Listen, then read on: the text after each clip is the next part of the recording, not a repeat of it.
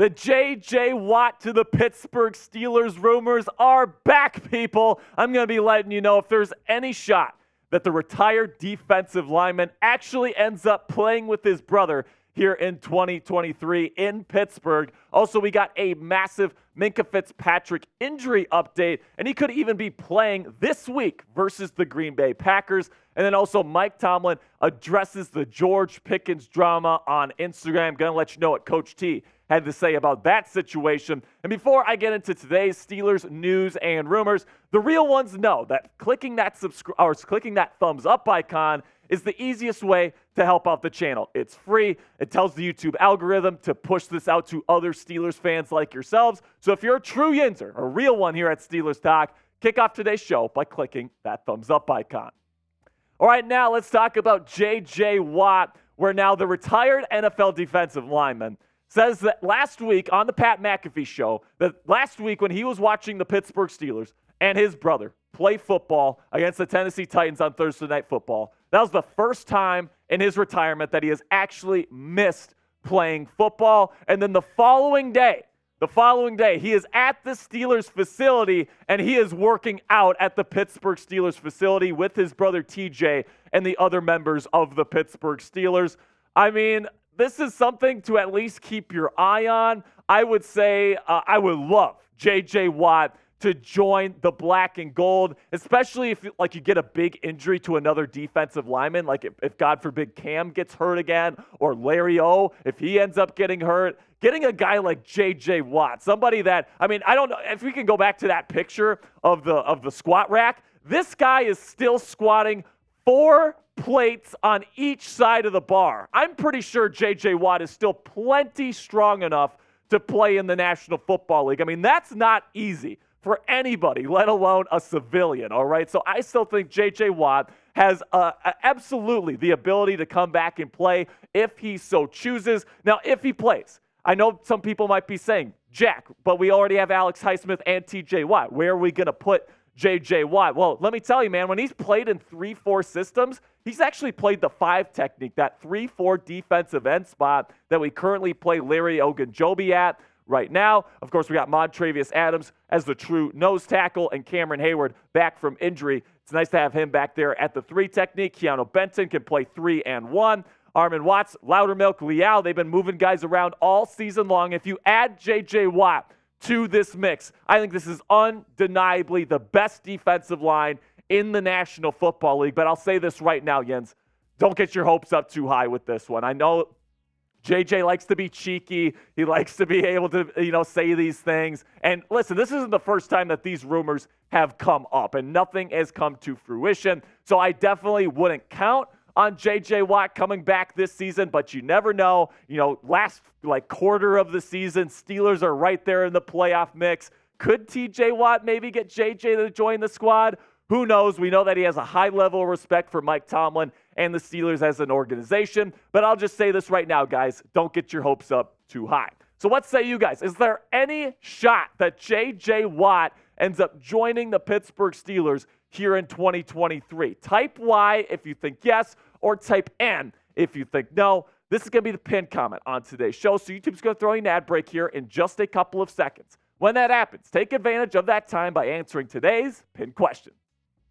Now let's shift to Minka Fitzpatrick, who, of course, left the game a couple weeks ago with a hamstring injury. It looked like he's going to be out for at least a little while. Only missed last week's game against the Tennessee Titans, and now head coach Mike Tomlin is saying that Fitzpatrick has a chance to play versus the Green Bay Packers here in Week 9, and this would be absolutely massive for the Pittsburgh Steelers secondary. He's by far their best player in the secondary so far this season. Joey Porter Jr. has been a nice piece on the outside, but DeMonte KZ, Keanu Neal, I think those guys are good secondary players, but neither of them is a true primary safety that can just go out there and F stuff up the way that Minka Fitzpatrick can. I think that this would be absolutely huge for Minka to get back. However, I don't want to rush him back. When he gets back, I want him back fully healthy because right now the Steelers defense can survive without him. You got a great pass rush. Joey Porter Jr. is doing his thing on the outside. As much as I want Minka on the field, I don't want him to get re-injured and for him to be out for the season. All right, now coming up here, I'm going to be talking about Mike Tomlin's comments about the George Pickens drama on Instagram late last week. But before I get into that, I want to tell you about today's sponsor at Game Time. And let me tell you, man, this is the only ticketing app that I have on my phone. I used to be somebody that had like 5-6 ticketing apps on my phone to try to see what the lowest price was. Of course, all of them have big fees, all these different kinds of things. But Game Time is different, man. I'm somebody that loves to get last-minute tickets, and Game Time is perfect for that because not only do they have the lowest price guarantee so you don't have to check a bunch of different apps, but they also have flash deals right before the event. So if you're someone like me, likes to go to MLB baseball games and NBA basketball games kind of last minute, you can check the app and they're going to have flash deals for you guys. So you're going to get the lowest price ticket possible for your event. They also have a fantastic app that's super easy to use. Got 360-degree views of the seats before you buy them. It's the fastest growing ticketing app in the country for a reason, people. So buy tickets in a matter of seconds today. 2 taps and you're set. Tickets are also sent directly to your phone, so you never have to dig through your pesky email. Snag their tickets without the stress with Game Time today. Download the Game Time app, create an account, and use code SteelersChat. One word, all caps, for $20 off your first purchase. Terms apply. Again, create an account and redeem code SteelersChat. One word, all caps, for $20 off. Download Game Time today. Last-minute tickets, lowest price, guaranteed. So Mike Tomlin addressed the George Pickens drama. Of course, he unfollowed the team. He said, "Free me" on his Instagram story, deleted all content of him in a Pittsburgh Steelers uniform, the whole 9 yards, right? But now that everything seems to be smoothed over, and Coach T had this to say about the situation at his weekly press conference here on Tuesday. They asked him how hard it is to deal with this kinds of stuff, and he says, "It's like breathing. It's easy. I know it's a cute story for you guys, but it's a pebble in my shoe, to be quite honest with you, in terms of the things that I have to do in an effort to get this group ready to play this week. Our focus is on the Green Bay Packers and what we're all going to do in this football game, and I can't state it any plainer than that." And then he continues to say here about Pickens himself. He wants to be significant. He wants to be a reason why we are successful. Man, y'all don't begrudge that. I want guys that want the football. I want guys who want to be central reasons of why we are successful. So that's a non-issue, to be quite honest with you. And I love Mike Tomlin's approach when it comes to these sorts of things. He's kind of dealt with diva receivers in the past. You remember Antonio Brown, right? You remember all these different guys that have come in here. And Tomlin is the consummate players coach because he's all business, he's no nonsense, and then he's going to stick up for his players when the media is kind of calling him names and calling him immature, all these different things. Mike Tomlin's going to be like, "You know what? I appreciate the fact that you want the damn football." Now, maybe, could he be more professional about it? Absolutely. But for a coach to stick up for a player like this, particularly a young player, George Pickens is going to go to war for Mike Tomlin moving forward. I absolutely love it. I think this is an awesome approach by Coach T. But let me know what your concern level is about George Pickens at this point in his career. Are you concerned about the behavior from George Pickens? Is he going to be the next AB here in Pittsburgh? Let me know right now. Scale of 1 to 10, 1 being not worried at all, 10 being super worried. He's going to ask for a trade this offseason. Let me know what you guys think down there in the comments section. Now, before I go, I do have some final news items to cover here.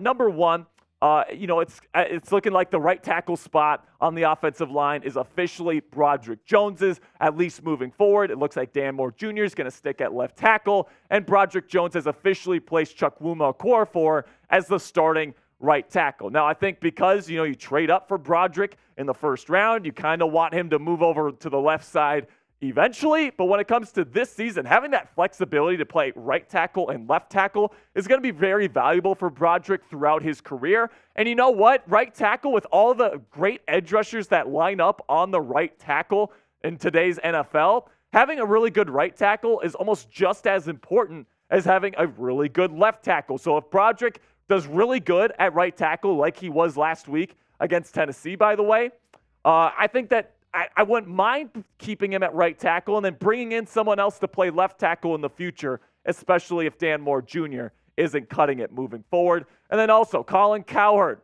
I mean, it seems like we're talking about this clown every single week when it comes to the Pittsburgh Steelers. One week he puts him like 6th on his list and says Kenny Pickett's awesome. And the next week he says Kenny Pickett sucks and he has nothing special about him. This is what he had to say on his show about quarterback one. The Steelers, loyal to a fault, are going to ride the local guy, Kenny Pickett, for years to the very end like they did with Big Ben. They're going to convince themselves we're going to get there. Big Ben's last 7-8 years, fairy tale.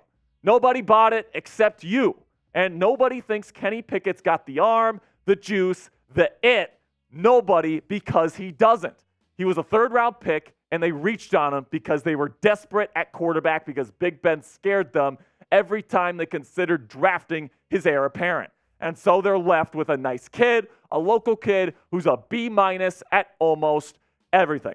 Now, I actually think there's certain aspects to this. There's like a kernel of truth to this because usually there's a kernel of truth in just about every stupid thing that people say. But I think that he's also wrong about one specific factor about that. And he says that Kenny doesn't have the it factor. He doesn't have, he doesn't have a special ability. But let me tell you what Kenny's special ability is right now. It's his ability to play in the 4th quarter and show up. I mean, I don't know if I've really seen a player like this, somebody that has just absolutely abysmal numbers in the first 3 quarters and then absolutely turns it on in the 4th quarter. The only player I can really compare him to is Tim Tebow when he was with the Denver Broncos. Worst quarterback in the league the first 3 quarters, but when the brights were the brightest, Tim Tebow showed up. Right? And that's kind of what Kenny Pickett's been doing for the Pittsburgh Steelers. You look at the advanced stats here in the 4th quarter this year. I mean, Kenny Pickett turns into a top 10 quarterback. He's top 10 in accuracy, right? Just outside the top 10 in catchable percentage.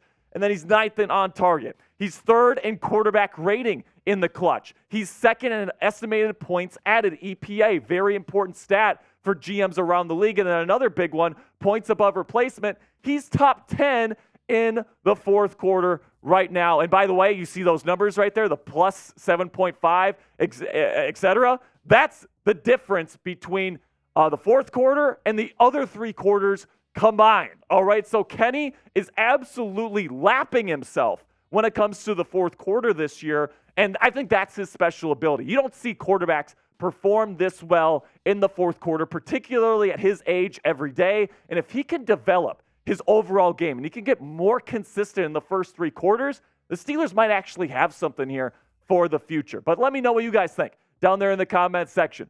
Does Colin Cowherd even know what he's talking about here? Type S if you think he's smart, or type D if you think he's dumb.